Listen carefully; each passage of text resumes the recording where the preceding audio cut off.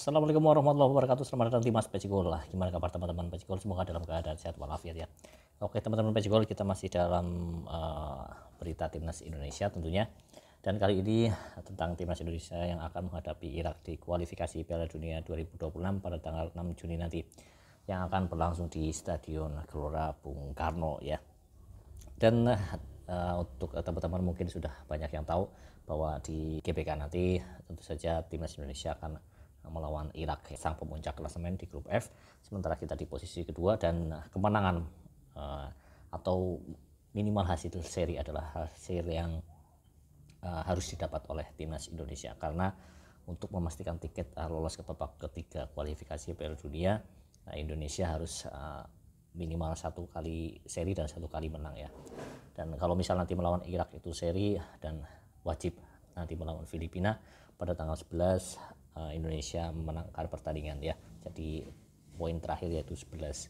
Kalau nanti lawan Irak sudah menang, itu sudah cukup 10 poin, tidak mungkin bisa terkejar oleh Vietnam maupun juga oleh Filipina. Dan kabar baiknya bahwa timnas Indonesia nanti pada tanggal 6 Juni kemungkinan besar akan menambah daya gedor timnas Indonesia, yaitu ada beberapa pemain yang masuk ya.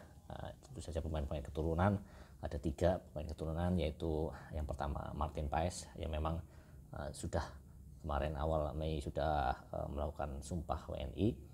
Kemudian yang kedua yaitu Calvin Verdong, dan juga yang ketiga Jens Levens ya.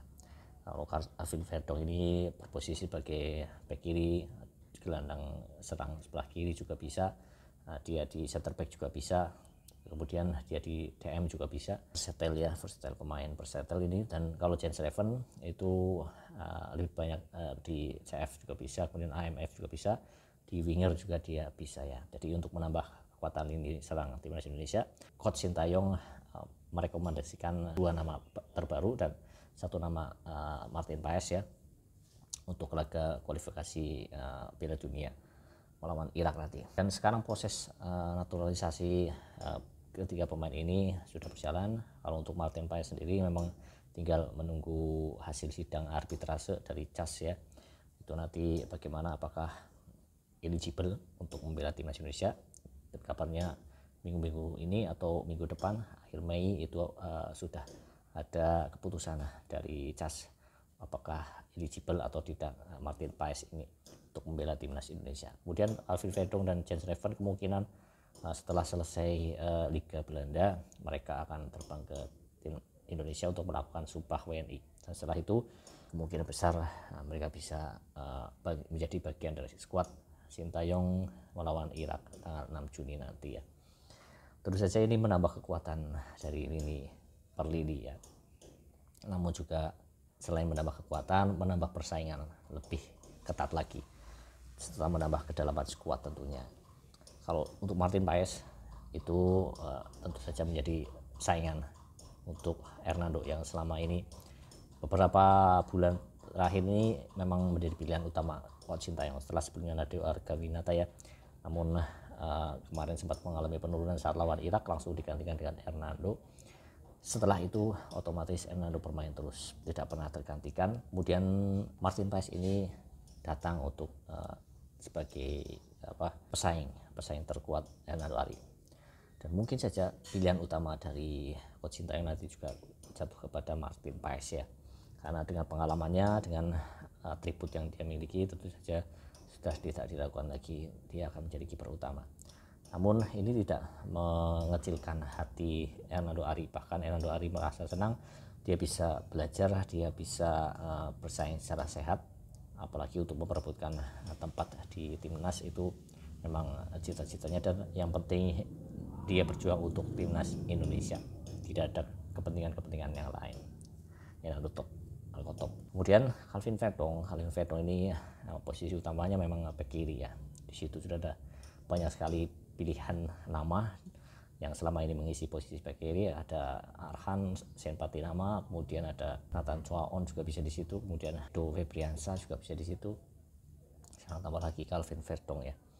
Nah, tentu saja ini selain menambah kekuatan juga menambah kedalaman skuad. Tapi ya tidak hanya di posisi left back, Calvin Verdong ini. Dia juga bisa di gelandang kiri, gelandang serang kiri juga bisa, di ACM juga bisa, di center back juga bisa. Jadi di mana saja dia bisa, bahkan di bek kanan pun dia pernah bermain di posisi bek kanan. Jadi dia siap untuk bermain di mana saja sesuai dengan instruksi dari pelatih. Kemudian Jens Reven ini tentunya striker muda yang masih dalam tahap berkembang karena usianya baru 18 tahun, tapi memang di klubnya di Liga Belanda divisi 2 dia sudah lumayan produktif. Jadi kemarin sudah dilihat langsung oleh Coach Sintayong dan dilihat memiliki potensi yang tinggi, potensi yang baik sebagai seorang striker. Semoga ini jawaban dari apa yang memang sedang dicari oleh timnas Indonesia, karena selama ini di lini depan adalah masalah yang atau puzzle yang belum ketemu ya. Dasar data belum maksimal, strike bukan posisi aslinya. Kemarin masuk Orat Mangun lumayan menambah daya gedor dan opsi di lini depan timnas Indonesia, tapi sekali lagi dia bukan striker murni ya. Nomor 9, kalau nomor 9 itu masih dicari. Sebenarnya ada nama Ole Romeni, tapi sampai sekarang belum dilirik oleh Coach Sintayong, atau belum dari Ole Romeni-nya belum mau untuk dipindah ke warga negaraannya. Kita tunggu saja. Dan itu 3 kekuatan tambahan untuk timnas Indonesia. Semoga apa yang menjadi keinginan mereka untuk menjadi warga negara Indonesia dan menjadi bagian timnas Indonesia mampu membawa timnas Indonesia sejauh mungkin ya di babak kualifikasi Piala Dunia, dan bukan tidak mungkin bisa lolos ke Piala Dunia 2026. Oke, sekian. Jangan lupa untuk like, subscribe, dan share, dan jangan ada caci maki, jangan ada hujatan setelah dukung terus Garuda mendunia. Sekian, assalamualaikum warahmatullahi wabarakatuh. Salam bola.